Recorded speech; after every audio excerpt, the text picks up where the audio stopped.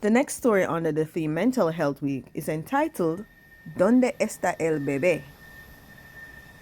It was one of those red-eye turns to San Pedro Sula out of Fort Lauderdale. We were already half asleep after working the first leg down. By the time we reached the gate, we were slumped on the jet bridge, bleary-eyed and hoping the pilots would come back with some strong Central American coffee to carry us through the return flight to the USA. Obviously, they didn't bring back any. The cleaners came on and moved with lightning speed. Within minutes, the aircraft was spotless, refreshed, deep cleaned, and smelling heavily of Fabuloso. Right behind them came the security team, about 15 strong, ready to conduct their checks. As soon as the lead flight attendant gave the signal to begin boarding, the ground staff already had 22 wheelchairs lined up behind us on the jet bridge. We quickly took our positions in our compliance areas and prepared for what we knew would be a hectic boarding. After what felt like 200 carry-ons, most seemingly filled with bricks, countless bathroom runs, and me translating boarding instructions using my very questionable 9th grade Spanish, we were finally boarded and ready to go. That's when the captain stepped out of the cockpit and told the lead we needed a head count. And guess who got the honor? Yours truly. I counted all 222 souls on board, including 2 infants. Then I counted again.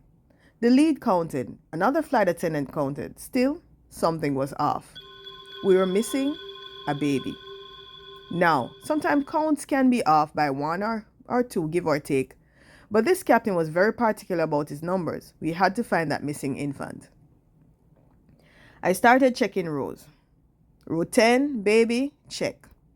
Row 3, baby, no baby. I approached the passenger assigned to that infant and asked where the baby was. She didn't speak English, so I pulled out my best attempt at Spanish. ¿Dónde está el bebé? She pointed upward and said, ahí. I assumed she meant the row behind her. I looked back, confused, and asked, ¿Dónde? The passengers behind her looked just as puzzled as I did. She shook her head and said, no, arriba. Slowly, I followed her finger upward. In my mind, I was thinking, there's no way. She can't possibly mean. But instinct told me to check anyway.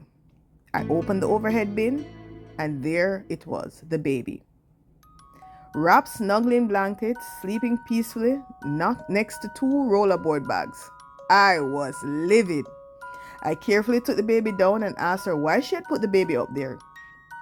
She calmly responded that she didn't know where else to store the baby. At that point, I walked straight to the front of the aircraft, baby in hand, and informed the captain and the lead. The captain immediately called for a ground supervisor. Meanwhile, the lead spoke with the woman in fluent Spanish. When she returned, she explained that the passenger was mentally challenged.